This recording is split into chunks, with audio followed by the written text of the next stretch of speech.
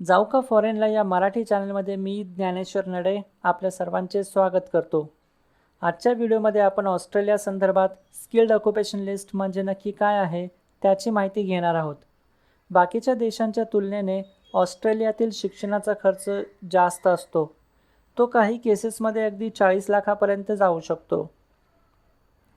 अशा वेळेस skilled occupation list आणि पोस्ट स्टडी वर्क व्हिसा या दोन गोष्टीचा डिटेलमध्ये अभ्यास करणे गरजेचे होऊन जाते. सोप्या भाषेत सांगायचे झाले तर स्किल्ड ऑक्युपेशन म्हणजे असे प्रोफेशन व्यवसाय की ज्यांची डिमांड जास्त आहे. आणि PSW post study work visa म्हणजे एखाद्या देशात शिक्षण पूर्ण केल्यानंतर त्या देशात जॉब करण्यासाठी मिळणारा कालावधी.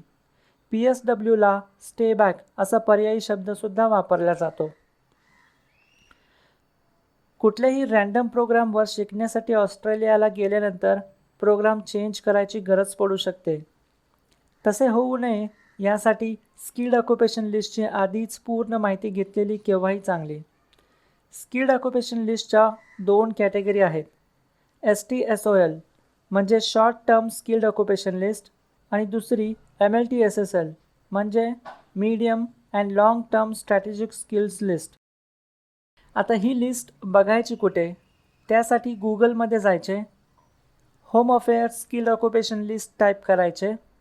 आता ही लिस्ट बाकीच्या पण काही वेबसाईटवर अवेलेबल आहे, त्यामुळे होम अफेअर्सची ऑफिशियल वेबसाईट रेफर करायची.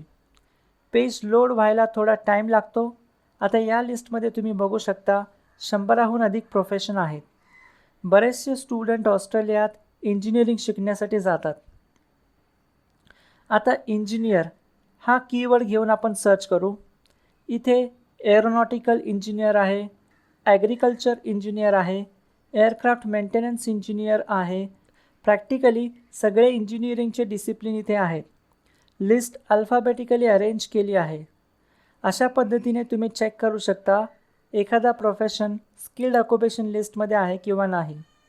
आता हे तर झाले प्रोफेशनबद्दल, पण हे कसे कळणार की कोणता प्रोग्राम शिकल्यानंतर PR चे चान्सेस आहेत किंवा नाही, किंवा PR मिळायचे चान्सेस नेमके किती आहेत?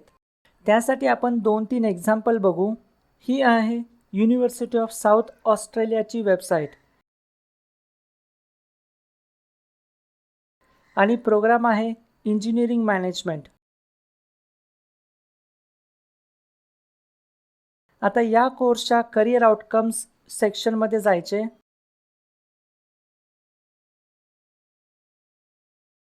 इथे दिले आहे, हा प्रोग्राम शिकल्यानंतर तुम्ही एनर्जी मॅनेजर बनू शकता किंवा इंजिनिअरिंग ऑपरेशन्स मॅनेजर बनू शकता, क्वालिटी अश्युरन्स मॅनेजर आणि बिझनेस डेव्हलपमेंट इंजिनियर म्हणून काम करू शकता. तर हे सगळे कीवर्ड्स आहेत. आता हा प्रोग्राम शिकल्यानंतर स्टुडंट इंजिनिअरिंग मॅनेजर बनू शकतो.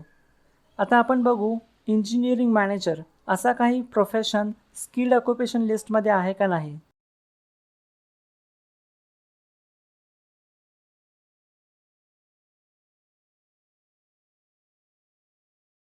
तर इथे हा प्रोफेशन अवेलेबल आहे. याचा अर्थ आपला हा प्रोग्राम शिकण्याचा डिसिजन करेक्ट आहे.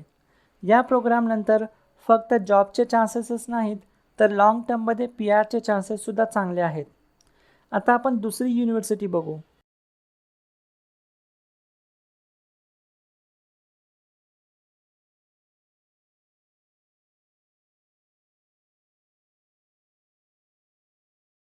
हा प्रोग्राम आहे मास्टर ऑफ डेटा सायन्स.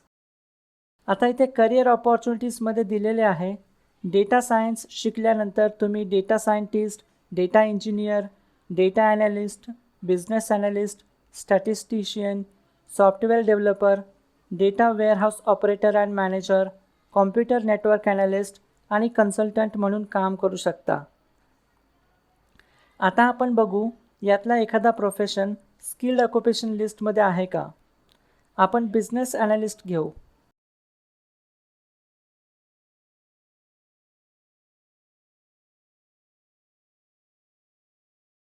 तर हा देखील प्रोफेशन अवेलेबल आहे. एक अजून प्रोग्राम बघू. ही आहे युनिव्हर्सिटी ऑफ वेस्टर्न ऑस्ट्रेलियाची वेबसाईट. आपण एक एन्व्हायरमेंट स्टडी प्रोग्राम बघू. हा प्रोग्राम आहे एन्व्हायरमेंटल सायन्स.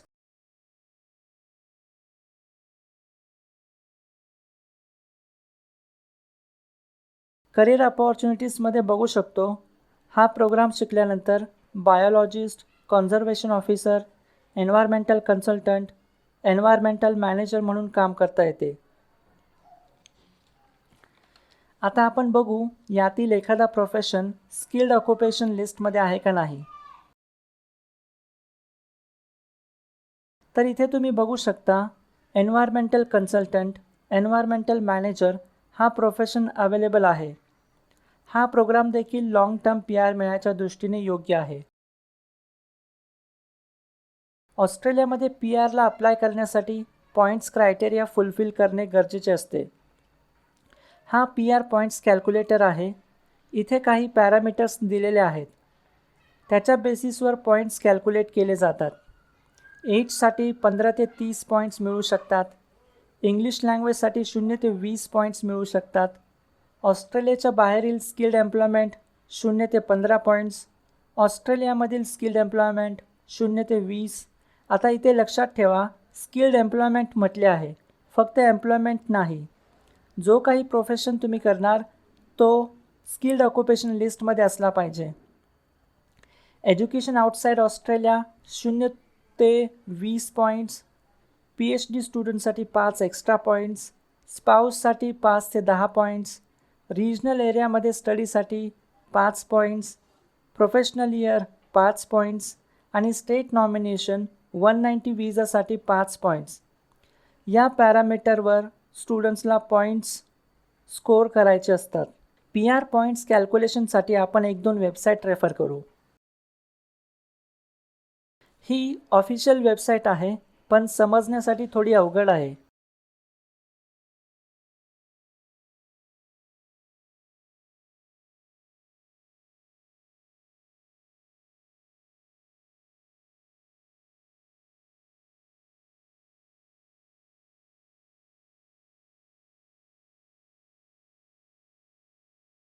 आपण एक नॉन ऑफिशियल वेबसाईट रेफर करू, जिथे सर्व पॅरामीटर सोप्या पद्धतीने समजतील. पहिला पॅरामीटर आहे एज. 18 ते 24 दरम्यान एज असेल तर 25 पॉईंट्स मिळतात. 25 ते 32मध्ये एज असेल तर 30 पॉईंट्स मिळतात आणि 32च्या पुढे एज असेल तर पॉईंट्स कमी कमी होत जातात. पुढचा पॅरामीटर आहे English language. IELTS, TOEFL, PT तिन्ही टेस्ट ॲक्सेप्ट केल्या जातात. आता IELTS overall 6 with no band less than 6ला 0 पॉईंट्स आहेत. IELTS overall 7 with no band less than 7ला 10 पॉईंट्स आहेत. तर IELTS 8 बँडला 20 पॉईंट्स आहेत. आता ही IELTS जनरल टेस्ट असते. जेव्हा आपण युनिव्हर्सिटीमध्ये ॲप्लिकेशन करण्यासाठी दिलेली असते ती IELTS अकॅडमिक टेस्ट असते. तिसरा पॅरामीटर आहे एम्प्लॉयमेंट आउटसाईड ऑस्ट्रेलिया. जर स्टुडंटने इंडियामध्ये काही जॉब केला असेल तर त्याचेही पॉईंट्स मिळतात. 3 वर्षापेक्षा कमी असेल तर 0 पॉईंट्स. 3 ते 4 वर्षासाठी 5 पॉईंट्स. 5 ते 7साठी 10 आणि 8 ते 10 वर्षाची एम्प्लॉयमेंट असेल तर 15 पॉईंट्स मिळतात. पुढचा महत्त्वाचा पॅरामीटर आहे स्टुडंटला PR मिळेल का नाही ते मोठ्या प्रमाणात या पॅरामीटरवर अवलंबून आहे. ऑस्ट्रेलियामध्ये 1 वर्षापेक्षा कमी एम्प्लॉयमेंट 0 पॉईंट्स. 1 ते 2 वर्षासाठी 5 पॉईंट्स. 3 ते 4 वर्षासाठी 10 पॉईंट्स. 5 ते 7 वर्षासाठी 15 पॉईंट्स आणि 8 ते 10 वर्षासाठी 20 पॉईंट्स आहेत. आता पुन्हा एकदा बघा, इथे म्हटले आहे स्किल्ड एम्प्लॉयमेंट. जो काही ऑक्युपेशन स्टुडंट करेल तो स्किल्ड ऑक्युपेशन लिस्टमध्ये असला पाहिजे. PhDसाठी 20 पॉईंट्स तर बॅचलर्स आणि मास्टर्ससाठी 15 पॉईंट्स आहेत. जर रिसर्च बेस्ड मास्टर डिग्री असेल तर त्याचे 5 ॲडिशनल पॉईंट्स मिळतात. स्पाऊससाठी 10 पॉईंट्स आहेत. आता इथे एक मुद्दा महत्त्वाचा आहे, स्टडी इन रिजनल ऑस्ट्रेलिया. तो आपण पुढे बघू. तर अशा पद्धतीने परमनंट रेसिडेन्सीला क्वालिफाय करण्यासाठी पॉईंट स्कोअर करायचे असतात. पण PRला क्वालिफाय होण्यासाठी पॉईंट्स नेमके लागतात तरी किती? 65 पॉईंट्स. PRला क्वालिफाय होण्याचे चान्सेस खूप कमी. 70 पॉईंट्स. पी आरसाठी इन्व्हाईट यायचे चान्सेस मर्यादित. थोडक्यात सांगायचे झाले तर तळ्यात मळ्यात. इन्व्हाईट येईल पण आणि नाही पण. 75 ते 85 पॉईंट्स चान्सेस चांगले आहेत. 85 ते 95 पॉईंट्स पी आरला क्वालिफाय होण्याचे चान्सेस खूपच चांगले आहेत. त्याच्यामुळे महत्त्वाचे असते तुम्ही कोणत्या प्रोग्रामला स्टडी करायला जाता, कोणत्या लोकेशनला जाता, कारण याच गोष्टी डिसाईड करतात तुम्हाला फ्युचरमध्ये पी आर मिळणार का नाही. एजसाठीचे पॉईंट्स बाय डिफॉल्ट मिळून जातात. इंग्लिश लँग्वेज पॉईंट्स मेहनत केली तर होऊन जातात. फक्त स्किल्ड एम्प्लॉयमेंट पॉईंटसाठी जास्त कष्ट करावे लागतात. स्टुडंटला जास्त कालावधीसाठी ऑस्ट्रेलियामध्ये जॉब करावा लागतो. आता स्टुडंटला जास्त कालावधीसाठी ऑस्ट्रेलियामध्ये कसे राहता येईल ते बघू. स्टुडंट जर सिडनी, मेलबर्न किंवा ब्रिस्बेनला बॅचलर्स किंवा मास्टर्ससाठी जातात तर त्यांना 2 वर्षाचा पोस्ट स्टडी वर्क विजा मिळतो. जर students Perth, Adelaide, Gold Coast, Sunshine Coast, Canberra, Newcastle, Lake Macquarie, Wollongong, Illawarra, Geelong, होबार्टमध्ये जातात तर त्यांना 3 वर्षाचा पोस्ट स्टडी वर्क विजा आहे. बाकीच्या सगळ्या लोकेशनसाठी 4 वर्षाचा PSW आहे. स्टॅटिस्टिक बघितले तर कळते की 70% इंटरनॅशनल स्टुडंट्सला सिडनी, मेलबर्न आणि ब्रिस्बेनमध्ये शिकायचे असते, कारण त्यांचा समज असतो की ह्या सिटीज कमर्शियल सेंटर आहेत आणि इथे जॉबचे चान्सेस जास्त आहेत आणि जॉब चान्सेस आहेत सुद्धा जास्त.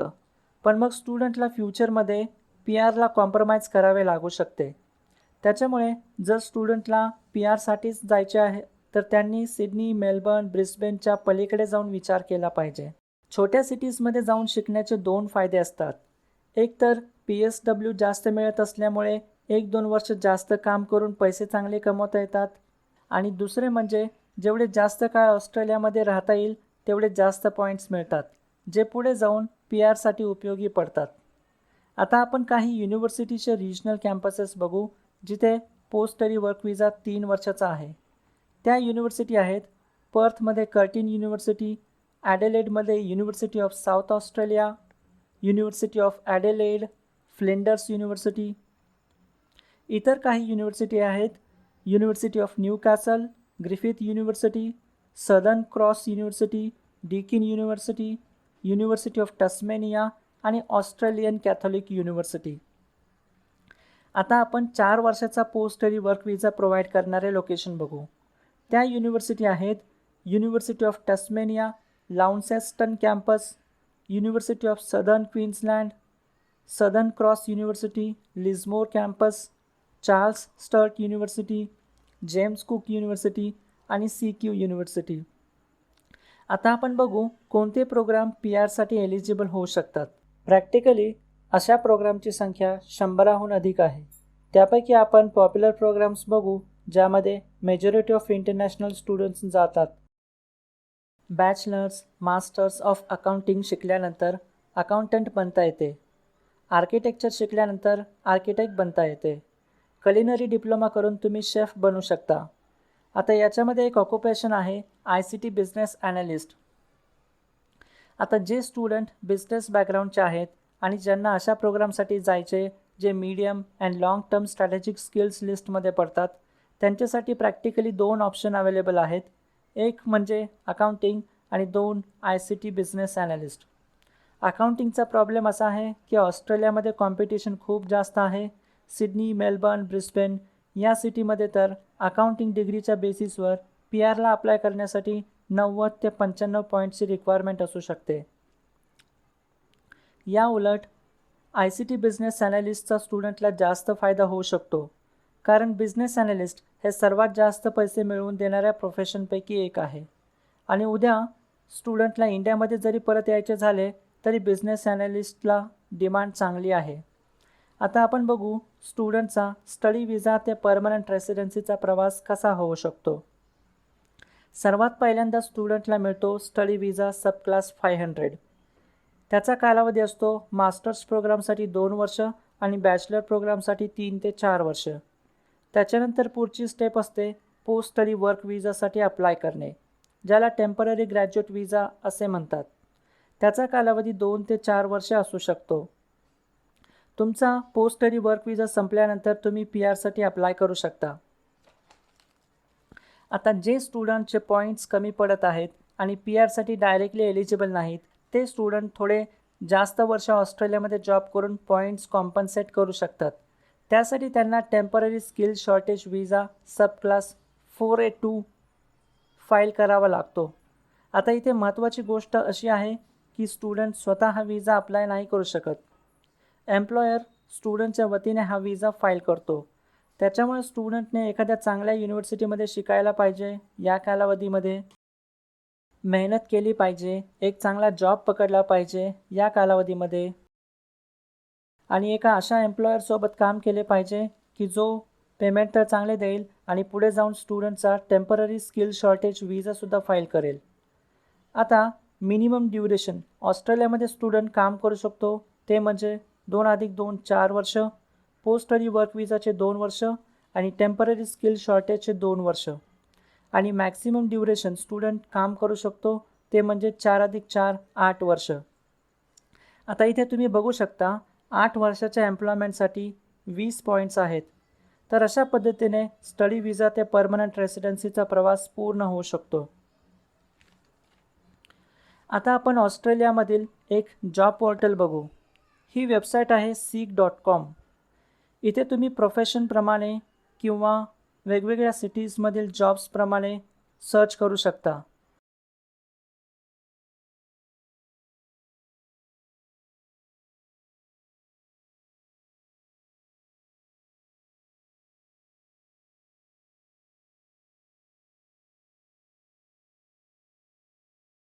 तर ही होती स्किल्ड ऑक्युपेशन लिस्टबद्दल थोडक्यात माहिती, आणि आजच्या व्हिडिओमध्ये आपण आता इथेच थांबू.